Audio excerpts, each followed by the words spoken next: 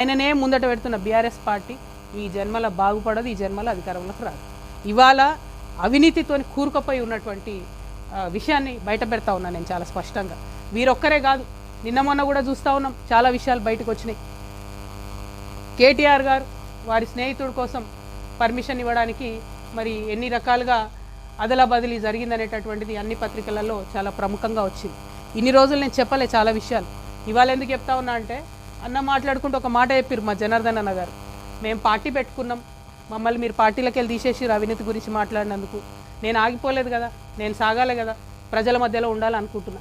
నేను నా పార్టీ పెట్టుకున్నాను, ఎలక్షన్ కమిషన్ పోయినాను, నా పని నేను చేసుకుంటున్నా. సంవత్సరన్నర కాలంగా ఒక 6 నెలలు, ఫస్ట్ 6 నెలలు చెప్పాలి ప్రజలకు కాబట్టి మీ గురించి చెప్పి వదిలేసి తర్వాత నేను ప్రజా సమస్యలు మాట్లాడుకుంటూ వెళ్తున్నా. కానీ వాళ్ళు మాత్రం ఎలక్షన్ కమిషన్కి 1000 కంప్లైంట్స్. మరి భయం లేదన్నారు కదా, నేను పార్టీ పెట్టుకుంటే మీకు ఇబ్బంది లేదన్నారు కదా, మేము అడిగిన ప్రశ్నలకు ఇంతవరకు జవాబు చెప్తలేరు కదా, మరి ఎందుకు ఈ చాటుమాటు వెన్నుపాటు వ్యవహారాలు? ఎవరన్నా మీలాంటి పత్రికా మిత్రులు మా వార్త రాస్తే సిగ్గు లేకుండా గుంటనక్క ఫోన్ చేసి ఎందుకు వేస్తాను, ఎందుకు వేస్తున్నారు వార్తలు ఏకండి. అదేవిధంగా ఇంగ్లీష్ మాట్లాడతాడు కేటీఆర్ సార్ కాబట్టి, ఇంగ్లీష్ వాడు ఎవడన్నా వార్త వేస్తే ఢిల్లీకి ఫోన్ చేసి ఎందుకు వేస్తారని నేను అడుగుతాడు ఇంగ్లీష్లో. వాళ్ళు ఫోన్ చేసి చెప్తారు నాకు. ఇంత సిగ్గులేని వ్యవహారం ఎందుకు? ఒక ఆడబిడ్డగా నేను చాలా ధైర్యంగా ప్రజల మధ్యలో ఉంటాను, నేను వెళ్తున్నా. ఆంబోతుల్లాగా అడ్డగాడిదల్లాగా ఎందుకు నా కాళ్ళలో కట్టెలు పెట్టే పనులు చేస్తున్నారు నాకు అర్థమవుతలేదు. ఏం అవసరం ఉంది మీకు? ఒక్క ప్రశ్న కన్నా సమాధానం చెప్పిరా నేను అడిగిన వాటికి?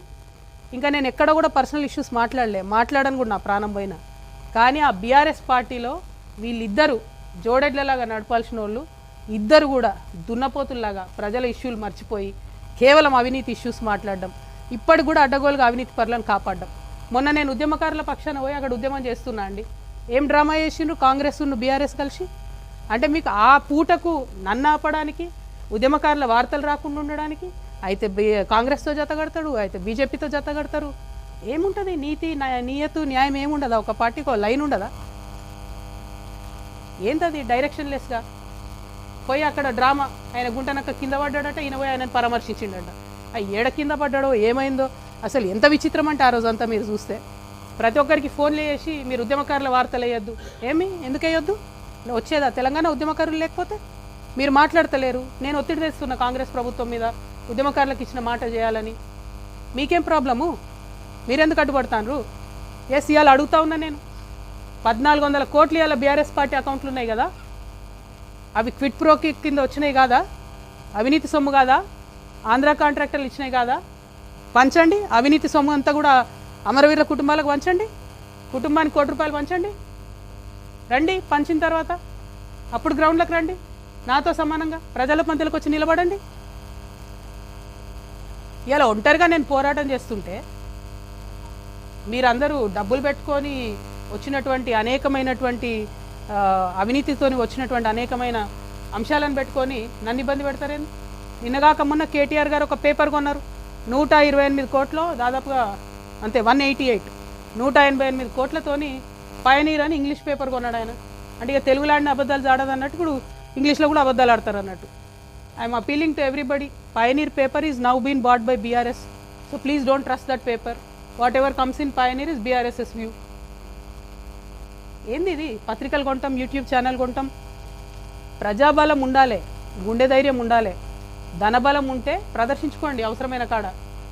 మొన్న ఇక్కడికి వస్తే కూడా ఫ్లైట్లో వచ్చిపోయారేమో కదా, హెలికాప్టర్లలో వచ్చిపోండి. మేము సామాన్యులం, మేము కార్లలో పోతున్నాం. పాయింట్ అది కాదు. పాయింట్ ఏంటంటే ప్రజల మీద, ప్రజా సమస్యల మీద పోటీ పెట్టుకోండి మాతో. మా కాళ్ళల్లో కట్టెలు పెడితే ఏమొస్తుంది? వెనకంగా పోయి ఎప్పటికన్నా మాతోనే వచ్చి చేరుతుంది. చెప్తా ఉన్నా ఇవాళ నా కంఠంలో ప్రాణం ఉన్నంత వరకు, నా కంఠంలో ప్రాణం ఉన్నంత వరకు మళ్ళీ బీఆర్ఎస్ పార్టీతో చేరేదే లేదు, జత కట్టేదే లేదు. ఎందుకు చెప్తున్నా అంటే బాధతో చెప్తున్నా. నేను మళ్ళీ చెప్తున్నా, పర్సనల్గా నేను ఎంత హ్యూమిలియేషన్ గురైనా ఒక్క విషయం కూడా నేను బయట చెప్పను. రాజకీయంగా డెఫినెట్గా చెప్పిన, ఇంకా చాలా చెప్తా. ఇలా పొద్దున్నే ఫీనిక్స్ ట్వీట్ చేసిన నేను, 80,000 కోట్ల తెలంగాణ ప్రజల ఆస్తుంది. ఎవడబ్బా సొమ్ము ఇచ్చింది? ఎవరు? హరీష్ రావు గారు, కేటీఆర్ గారు కాదా ఫీనిక్స్ అనే సంస్థను పెంచి పోషించింది, కాపాడింది? ఎక్కడోడు వాడు? తెలంగాణోడా, ఆంధ్రోడా? ఎందుకని పంచిపెడతారు మీరు? ఇప్పుడు దాన్ని అవినీతిని ఇప్పుడున్న గవర్నమెంట్ కంటిన్యూ చేస్తుంది కదా. మీరు తెరిస్తే కిటికీలు. జాతీయ పార్టీలకు ఏముంటుంది తెలంగాణ ఆంధ్ర ఫీలింగు? తెలంగాణ భూములు కాపాడుకోవాలని వాళ్ళకి ఎందుకు ఉంటుంది? వాళ్ళు వచ్చి డోర్లు తెరిచిరు ఇవాళ అవినీతికి. 33 లక్షల టన్నుల కలప అండి కొడతాడు వాడు, ఫీనిక్స్ కంపెనీ వాడు.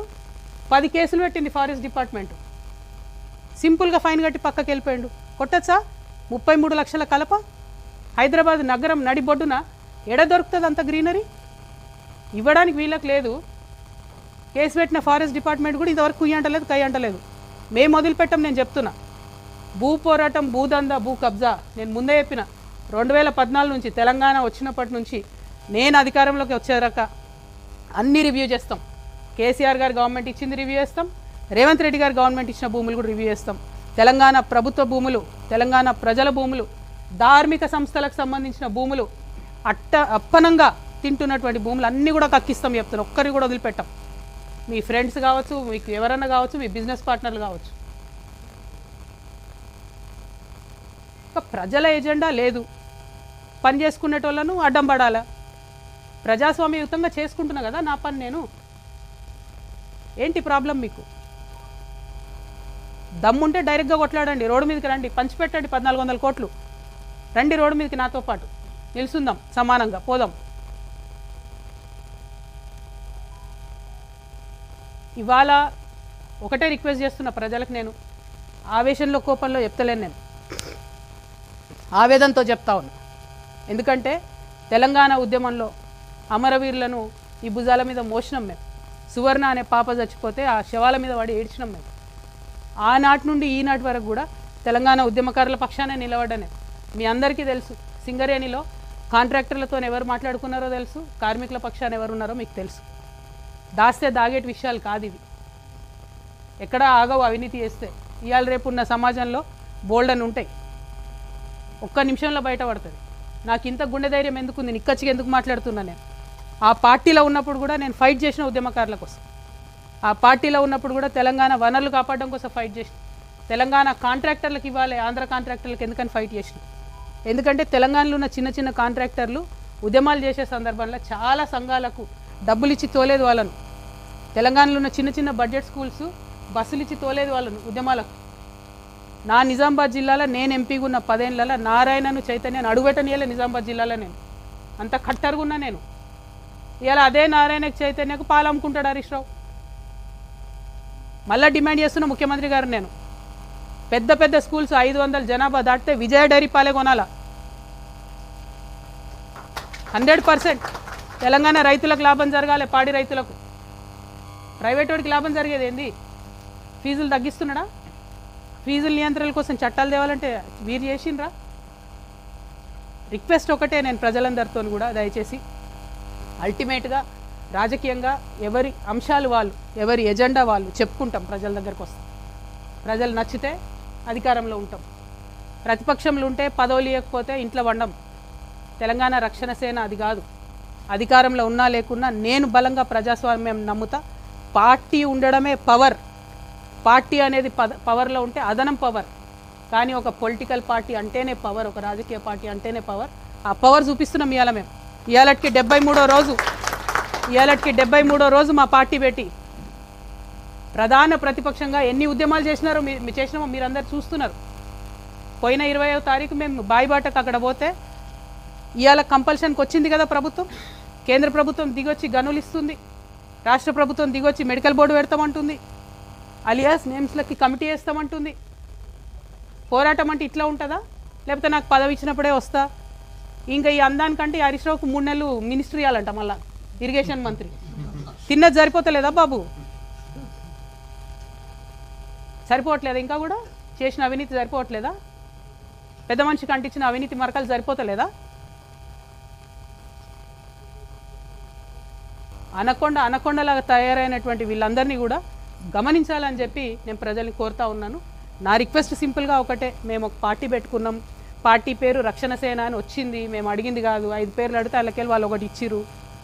ఇక దాన్ని ఓడగొట్టాలని ప్రయత్నం చేస్తూ ఉన్నారు. దేవుడు నా పక్షాన ఉన్నాడు, న్యాయం నా పక్షాన ఉన్నది. అల్టిమేట్గా విజయం నాదవుతుందని నేను అనుకుంటున్నా. ఏ పేరు వచ్చినా సరే ఆశీర్వాదం ప్రజలది ఉండాలి, ప్రజల పక్షాన్ని నిలబడి కొట్లాడాలి. Every single day every issue నేను ప్రజల నుండి ఫైట్ చేస్తాను. నేను మళ్ళీ ఛాలెంజ్ చేస్తున్నా బీఆర్ఎస్ పార్టీ వాళ్ళను, ఎస్పెషలీ సోషల్ మీడియా నుండి సొల్లు మాటలు మాట్లాడేటోళ్ళను. తల్లి చెల్లె అనే విషయం కూడా ఇంగితం కూడా మర్చిపోయి అడ్డమైన కూతలు సోషల్ మీడియాలో కూర్చోవాలని చెప్తున్నా. దమ్ముంటే ముఖం చూపించి మాట్లాడండి. ఇష్టం వచ్చినట్టు కమెంట్స్ పెడితే చూస్తూ ఊరుకోరు. సభ్యత సంస్కారం ఉండాలి. ఇది ఆంధ్ర కాదు అడ్డమైన తిట్లు తిడితే చూసుకుంటూ ఊరుకోవడానికి. మర్యాద ఉంటుంది తెలంగాణలో, అది పాటించండి. ఇంగితం ఉండాలి కొంచెమన్నా. బీఆర్ఎస్ పార్టీ సోషల్ మీడియాకి నేను హెచ్చరిక చేస్తా ఉన్నా. మీ ఇంట్లో కూడా తల్లి ఉంటుంది, మీ ఇంట్లో కూడా చెల్లె ఉంటుంది. దమ్ముంటే ఇష్యూ మీద మాట్లాడండి. ఎస్, నేను ఇలా బాజాబ్తా చెప్తున్నా. ప్రదీప్ కన్స్ట్రక్షన్కి డెఫినెట్గా క్విట్ ప్రో కో కిందనే కేటీఆర్ గారు ఇచ్చినారు, అవినీతి చేసినారు. దాని మీద చెప్పండి సమాధానం. దమ్ముంటే దాని మీద చెప్పండి. బూతులు తిట్టడాలు, ఎటువంటి అటు మాట్లాడాలు, నా ఫోటోలు తీసి ఇంకే ఫోటోలు పెట్టడాలు కరెక్ట్ కాదు, పద్ధతి అది. హరీష్ రావు గారి మీద స్పెసిఫిక్ ఆరోపణలు చేసిన నేను. దమ్ముంటే వాటి మీద మాట్లాడండి. అంతేగాని మా దగ్గర సోషల్ మీడియా ఉంది, ముఖం చూపించే అవసరం లేదు, ఏది పడితే అది పెడతామంటే చూస్తూ ఊరుకోరు. సభ్యత ఉంటుంది, నైతికత ఉంటుంది. తల్లి చెల్లి అని భేదం మర్చిపోయిన వాళ్ళు ఏం చేస్తారా ప్రజలకు? మీరు రేపొద్దున నాకు అర్థం కాదు. అంతేనా? మీ ముంగట ఉంటే ఒక 5-6 హౌల పోరాళ్ళు ఉంటే వాళ్ళని వదిలేసి ఎటువంటి అటు మాట్లాడమని చెప్తారా సోషల్ మీడియాలో?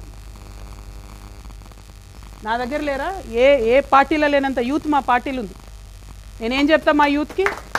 ఒకటే మాట చెప్తా, తిట్టొద్దు, ఇష్యూ మాట్లాడండి. ఇష్యూ మాట్లాడండి అని చెప్తా నేను.